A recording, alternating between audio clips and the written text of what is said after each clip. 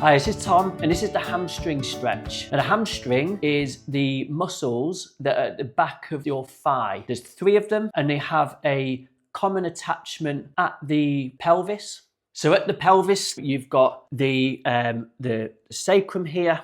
Obviously, you've got the lumbar spine. But if you can see underneath here, you've got the sitting bones called the ischial tuberosity. And where they start from is right here.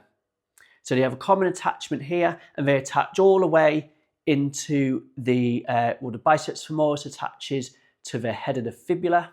And then you've got the semimembranosus and the semitendinosus muscle attaches onto the lateral condyle of the tibia.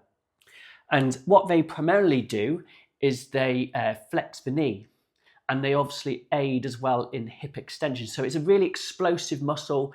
It's activated primarily when you are sprinting off the blocks, and it's a very explosive muscle, but it can get tight in people. It is quite antagonistic with posture, because what I mean by that is that because that muscle attaches to the tibial tuberosity, what it does is if it gets tight, it has a tendency to rotate the pelvis backwards. And obviously when that happens, it may flatten the lumbar lordosis. And it can be a predisposing factor for those that have lumbar disc bulge or low back pain. I just want to show you some ways how you can stretch it properly, because many people fail to do this correctly. Now, to do the stretch, we want to lay on our back, and we want to roll a towel underneath the low back. If you haven't got one, you can use the thickness of your hand. Now, relatively, the thickness of your hand should be sufficient, that it's the right amount for your low back and to maintain a lordosis in your spine. And what tends to happen is when people stretch the hamstrings on the floor, because the hamstrings pull on the pelvis, like I said before, it has a tendency to rotate the pelvis backwards and flatten the lordosis, which is not very good for those with a lumbar disc bulge. But using a towel under there actually maintains the lordosis. So ideally, when we're using the towel, we want to put this under the low back, just behind the belly button level, which is said to be about the L3, L4 level.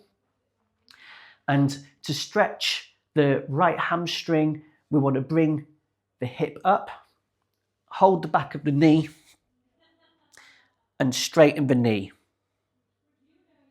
Now, as you can see, my hamstrings are quite tight myself.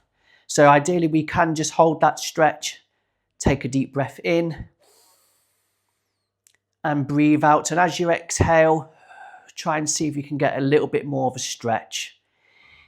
If you've got another towel or an exercise band or a dyno band, you can attach that to the leg, and that will just then assist the stretch that little bit more. But ideally, we want to keep the knee straight and then lift the knee. And the hamstrings are quite a tough muscle to stretch. Now, holding it for 10 to 20, 30 seconds won't cut it for a hamstring, because it's quite a big muscle. It needs to be stretched for a bit longer period.